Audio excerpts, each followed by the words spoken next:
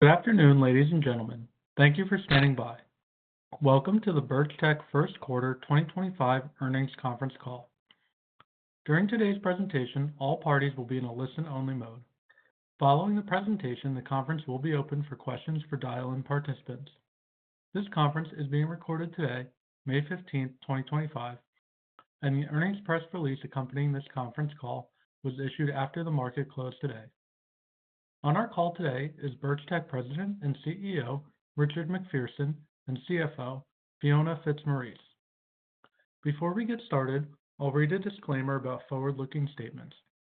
This conference call may contain, in addition to historical information, forward-looking statements that are made pursuant to the Safe Harbor provisions of the U.S. Private Securities Litigation Reform Act of 1995, or forward-looking information under applicable Canadian securities laws regarding Birchtech.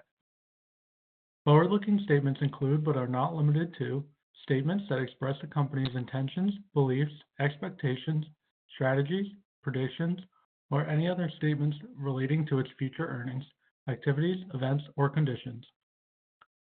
These statements are based on current expectations, estimates, and projections about the company's business based, in part, on assumptions made by management. These statements are not guarantees of future performance and involve risks, uncertainties, and assumptions that are difficult to predict. Therefore, actual outcomes and results may differ, and are likely to differ materially from what is expressed or forecasted in the forward-looking statements due to numerous factors discussed from time to time in Birchtech's periodic filings with the U.S. Securities and Exchange Commission or Canadian security regulators. In addition, such statements could be affected by risks and uncertainties related to factors beyond the company's control and may cause actual results to differ materially from those in the forward-looking statements. During today's call, the company will discuss adjusted EBITDA, a non-GAAP financial measure. Adjusted EBITDA is presented as a supplemental measure of the company's performance and exclusive of certain items that the company believes do not reflect the core operations of the company. Such non-GAAP measures should not be considered in isolation or as substitute for GAAP financial information. Additionally, the company's definition of these measures may differ from those used by other companies, making comparisons across organizations difficult. And finally, this conference call contains time-sensitive information that reflects management's best analysis only as of the date and time of this conference call.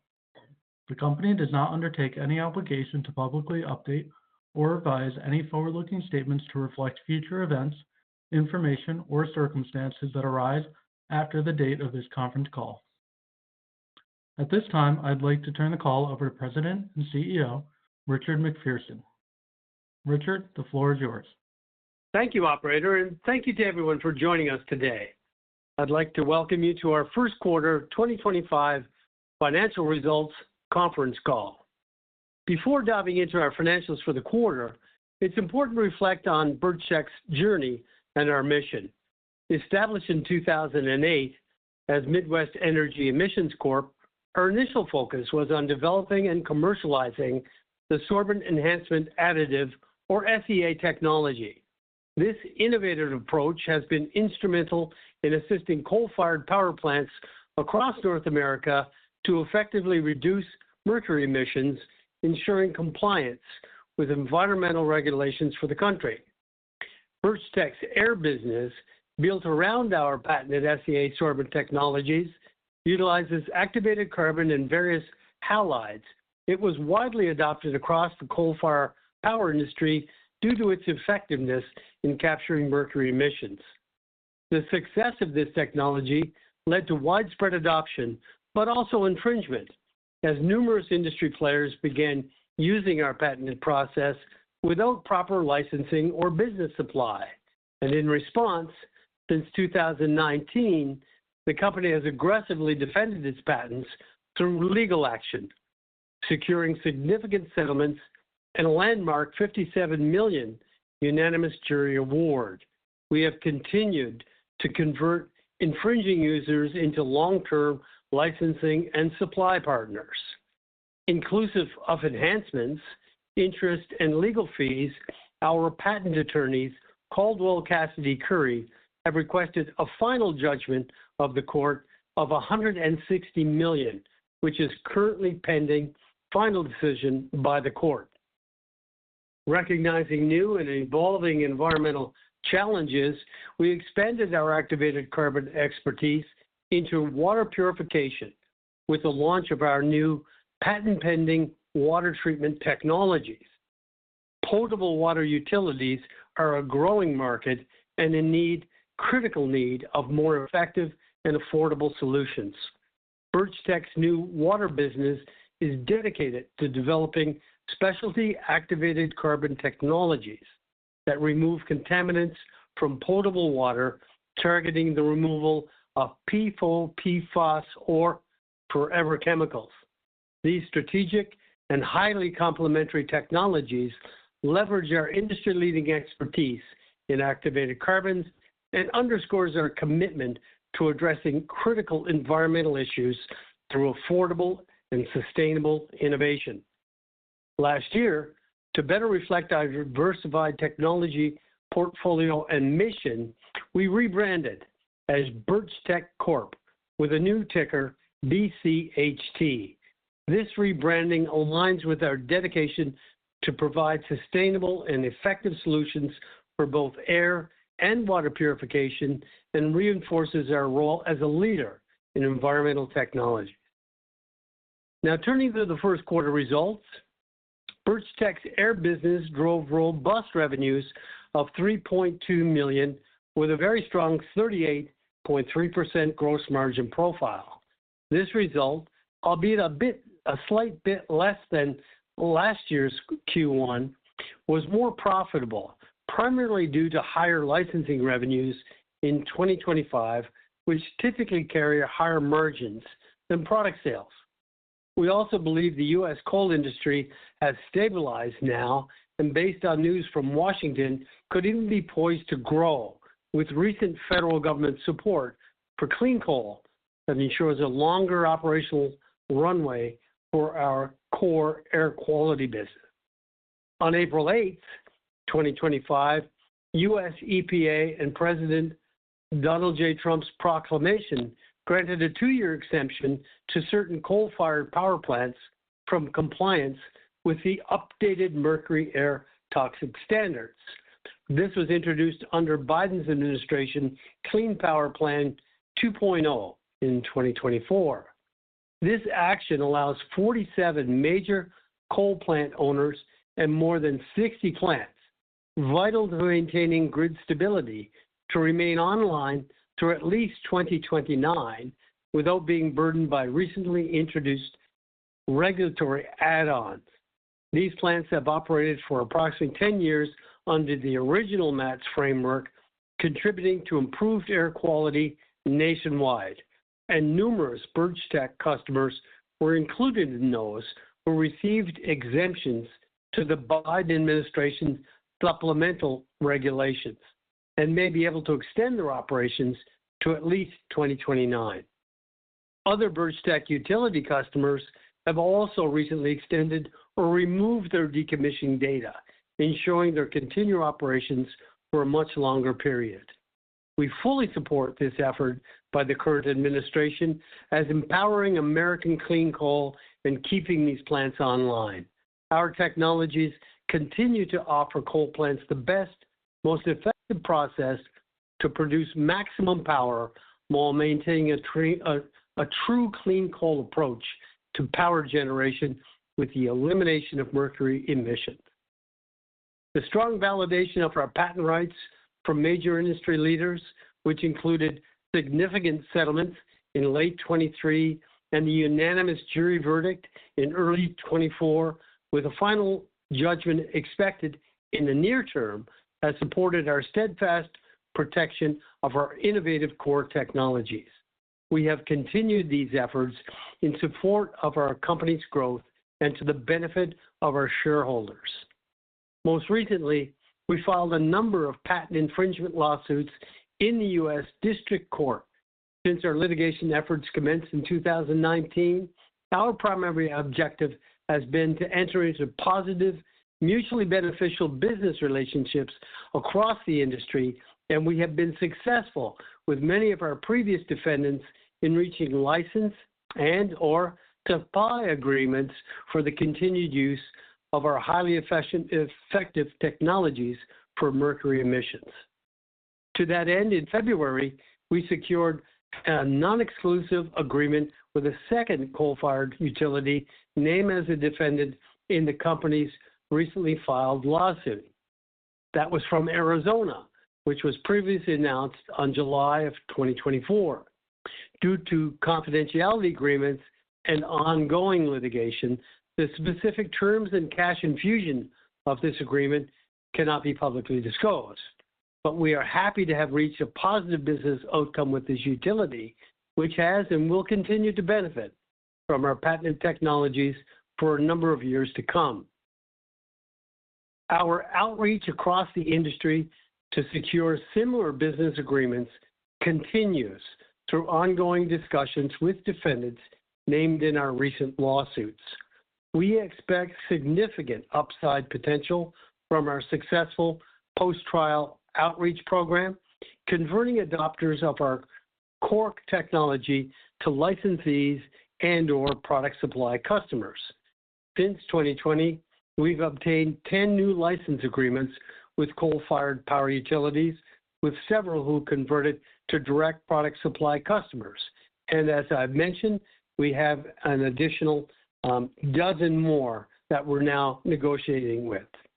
Looking ahead, given these tailwinds and the current administration's support of coal-fired power generation, we believe that we're well positioned to grow our air business revenue to at least $23 million this year and an annual revenue run rate potential, given those that are now using the technology, of $40 million by the end of 2026. So we launched our water business with the opening of 2 new testing and consulting laboratory, what we call design centers, one located in Grand Forks, North Dakota, and the other in State College, Pennsylvania. In these centers, led by nationally recognized experts, we offer a full-service solution for water utilities to deploy smarter, more affordable activated carbon technologies in support of U.S. EPA's forthcoming PFAS regulations, and to help water utilities meet their ongoing purification needs today. In 2024, the EPA released an estimated $1 billion annual cost over 5 years for the U.S. potable water utilities to meet the new PFAS regulations. And this is all further buoyed by recent news out of EPA to implement a series of actions aimed at preventing PFAS, PFOA from entering the drinking water systems, showcasing clear support from the Trump administration to this important issue. Even with our strong regulatory tailwinds aside, water utilities are currently facing high expense in remediation costs, underlined by a lack of supplier alternatives and rising raw material costs, largely from that increased demand for activated carbons. And so the launch of our 2 new design centers is a significant component in our go-to-market strategy and in addressing the critical concern of affordability and contaminant removal faced by water utilities. These centers and the industry-leading capabilities that we will provide are the culmination of significant investment of our expertise and resources that form the foundation of our water division's entrance in clean water technologies. In time, we are evaluating both M&A and greenfield opportunities to obtain a large-scale production facility for virgin and reactivated carbons. Given the stronger expected gross margin profile of the water business, we believe these plants will have an extremely quick payoff time and could be creatively financed in any number of ways, including several of which that would be non-dilutive.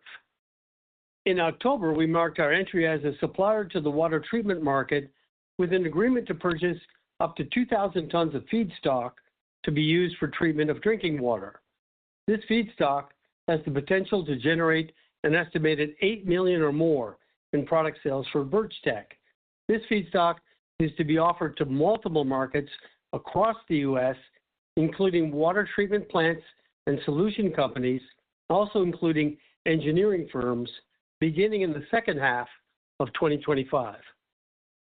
Taken together, our collective technologies are expected to provide significant recurring revenue streams and exciting monetization opportunities. Utilizing our team's strong expertise and world-class knowledge of activated carbons, Birchtech will continue to produce innovative, industry-leading solutions addressing critical environmental concerns in both areas of air and now water purification. Now, looking ahead for our air business, we expect an accelerated pace of revenue, strong positive momentum from our current customers under contract, and multiple opportunities to scale. Growth is further supported by the stable U.S. coal power market, with increased energy demands for coal power coming out of Washington and the stringent state and federal regulations for emissions control. Supported by these tailwinds, as noted earlier, our air business alone has the potential to achieve an annualized run rate of at least $40 million by the end of 2026, by converting our customer market share from approximately 15% to over 30%, by bringing those utilities who are now using our technologies under license or supply agreements. For our water business, alongside the sale of traditional virgin and eventually reactivated carbons, we are focused on developing a superior technology expected to be completed in the second half of 2025 and commercially available between late this year to early 2026. So looking ahead to this year, we expect revenues of at least $23 million, excluding any potential cash from legal claims in our defense of our IP, as well as potential revenues from our water business. I'm incredibly proud of our team's accomplishments and believe there is significant value-add potential to come for our shareholders as we expand into the water business. And now with that, I'd like to turn the call over to Fiona Fitzmaurice, our Chief Financial Officer, to walk through some key financial details from the first quarter of 2025. Fiona? Thank you, Rick. I will constrain my section to a concise review of the financial results for the first quarter. For a full breakdown of our financial results, please view our regulatory filings. Revenues were approximately $3.2 million for both the first quarter of 2025 and 2024. We had a slight decrease in supply revenues, which was offset by an increase in license revenues. Gross profit increased 9.4% to $1.2 million, or 38.3% of total revenues, in the first quarter of 2025, compared to $1.1 million, or 34.8% of total revenues in the same year-ago quarter. The improvement in gross margin was primarily attributable to increased licensing revenues in the first quarter of 2025, which typically carry higher margins than product sales. Operating expenses consisted of selling, general, and administrative expenses, SG&A, and research and development expenses, R&D, in 2025, and SG&A and in 2024. SG&A expenses were approximately $2.2 million and $3.5 million for the 3 months ended March 31st, 2025 and 2024, respectively. Total SG&A expenses decreased in the first 3 months of 2025 compared to the prior year period as a result of variances in individual categories. Total R&D expenses were approximately $407,000 and nil for the 3 months ended March 31st, 2025 and 2024, respectively. R&D expenses relate to research conducted to develop water treatment products utilizing new sorbent technologies and increased in the first 3 months of 2025 compared to the prior year period, as the company had not incurred any research-related costs during the first 3 months of 2024. Net loss for the first quarter of 2025 improved over the same quarter last year at $1.7 million, or negative 2 cents per basic and diluted share, as compared to a net loss of $2.9 million, or negative 3 cents per basic and diluted share in the same year-ago quarter. Adjusted EBITDA, a non-GAAP measure, totaled a loss of $1.2 million in the first quarter of 2025, as compared to a loss of $1.5 million in the same year-ago quarter. Cash as of March 31st, 2025 totaled $3.2 million with no debt, as compared to the $3.5 million with no debt as of December 31st, 2024. I'd also like to briefly discuss the classification of our profit share liability as a current liability on our balance sheet.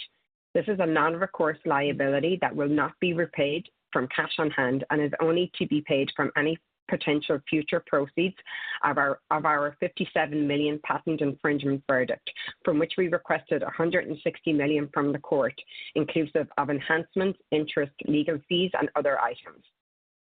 Under GAAP accounting rules, the profit share liability is classified as a current liability, as the company expects the proceeds from this verdict are likely to be received and the profit share from those proceeds repaid over the next 12 months.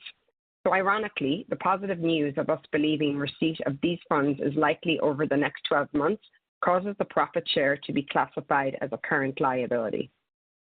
This completes my prepared comments. Now, before we begin our question and answer session, I would like to turn the call back to Rick for some closing remarks. Rick? Thank you, Fiona. Looking ahead, our focus is to protect the validity of our patents in clean air technologies, laying the foundation for our strategic growth into highly innovative water purification technologies currently under development. For our core air business, we expect an accelerating pace of revenue growth, continued IP wins, and associated cash receipts, and strong positive momentum from our current customers under contract. For our new water business, we see multiple opportunities to scale as we work to launch in the new term and build the infrastructure to support the future of this business. Taken together, we're on a robust growth trajectory, and I believe are poised to create substantial long-term value for my fellow shareholders for years to come. And with that, operator, let's open the line for questions. Thank you. We'll now be conducting a question and answer session. If you would like to ask a question, please press star 1 on your telephone keypad. A confirmation tone will indicate your line is in the question queue. You may press star 2 if you'd like to remove your question from the queue. For participants using speaker equipment, it may be necessary to pick up your handset before pressing the star keys. One moment, please, while we poll for questions.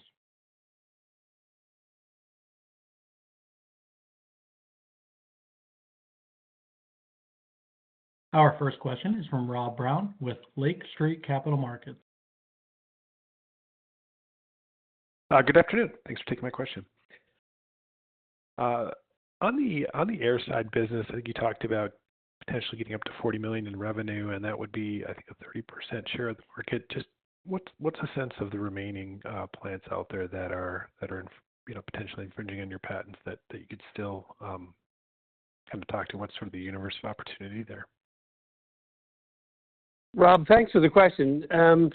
So if I take a look at the folks that are using the technology now that are not under contract, either license or supply, and I look at their coal use, that's really where we generate that number from.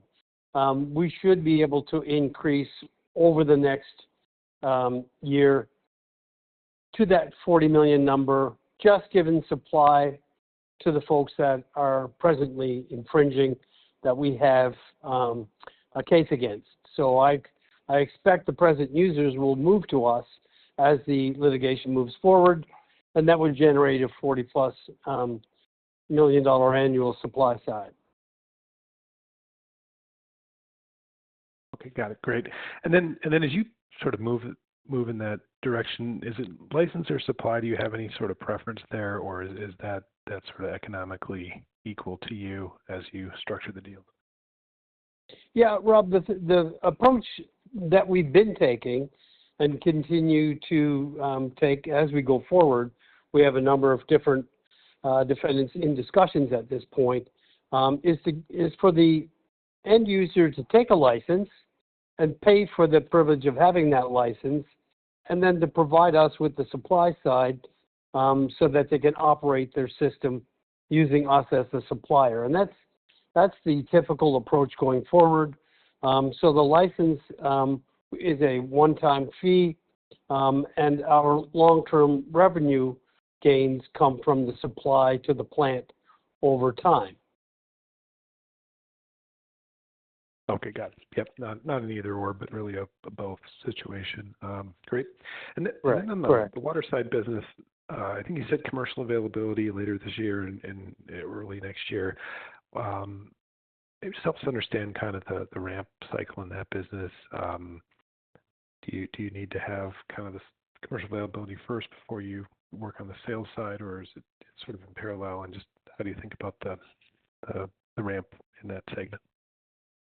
Sure. So we've been actively selling into the market for the past 6 months, and we'll start to show tangible material contracts early in the second half of 2025.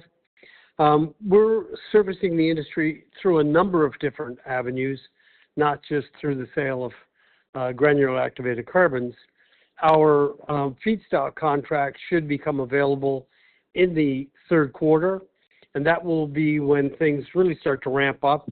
But even starting as early as next month or the first month of the second half, we'll start announcing revenues in that side of our business. And as I have mentioned previously, we have the capacity at this point to do something in the $8 million range annually. So as soon as our feedstock supply becomes available, we'll start to sell that through. We've not given any guidance yet as to what we expect to do this year, but it would be significant. I expect that we'll be announcing multi-million-dollar revenue sales in the latter half of 2025, none of which, of course, at this point is in our guidance. Okay, great. Thank you for the color. I'll turn it over. Thank you. Thank you. Our next question is from Peter Gastric with Water Power Research. Thank you. Thanks, Richard, for the presentation and for taking my question. Just want to ask about the EPA drinking water standards, just the news the last day or two. For the PFOA and PFOS, are those maximum level standards within your expectation? And for those other 3 chemicals where the regulations were rescinded, are those even significant? And then regarding the delays for the compliance from 2029 to 2031, what do you think underpins that delay? Does it mean that the industry needs better visibility on the availability of supply? And on that note, what role do you think that the voluntary compliance will play for a lot of your customers? Would they want to accelerate faster in 2029 despite the EPA regulations? Just be curious your thoughts there. Thank you very much. Thank you for that. That's a unique yet complete set of questions. I'll do my best to respond. I think the pushback on the regulations was expected. The costs that are facing the industry are huge. The opportunities to meet the new regulations on the initial rollout was difficult. I think there are new technologies like the technologies that we've been developing that will improve the ramp up to market and decrease the overall cost to meet the new regulations. And I think as they come to commercialization, it will make things much more acceptable for the industry as a whole. Our approach is not just focused on PFOA, PFAS, but overall we're focusing on being able to improve the efficacy of activated carbons such as those that we've been developing so that the overall cost of potable water will see a significant improvement in attainment. I think as well, however, that a number of different states will be moving forward with the original expected PFAS regulations on their own.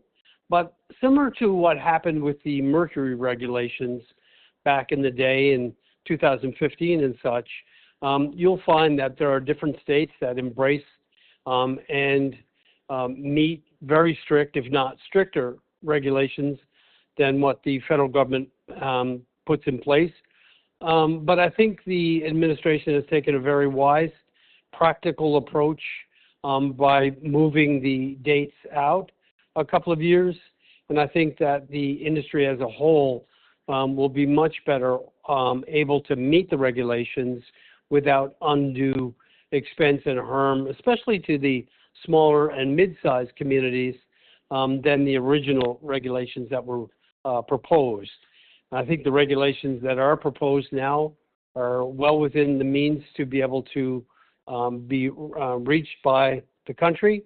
But I also, as I mentioned, think that new technologies such as the ones that we're hoping to introduce will go a long way in making sure all of the communities and not just the large cities are able to meet these regulations. Okay, great. Thank you very much, Richard. You're welcome. This concludes our question and answer session. I will now hand the call back to Chairman and CEO Rick MacPherson for his closing remarks. Well, folks, thanks very much for joining me today. We have some very exciting developments going on with the company. We are looking at building out some significant production facilities. The work is well underway, and we hope to be making some announcements in the near future on that. Our approach moving into the water market is focused on improving the water product supply for the industry overall. It will specialize in PFAS, but one of the exciting things that we've been doing is ramping up our research and development facilities to service the industry, to help them better understand and meet the new regulations as they come down the line. And so our research and service side of our business is actually turning quite rapidly into a profit center. So a lot of things developing. We will be starting to announce commercial material results on the water side in the coming month or months at the latest. And we'll be able to present a profile of a growing company, not only on the air side, but in the water industry as such. So as such, we very much look forward to bringing the news and developments to you in the coming months. And we are planning and ramping up for a move onto the New York Exchange in the third quarter of this year. Thank you very much once again, and I look forward to bringing the news to the market as it develops in the coming months. Ladies and gentlemen, this does conclude today's conference. Thank you for your participation. You may now disconnect your line.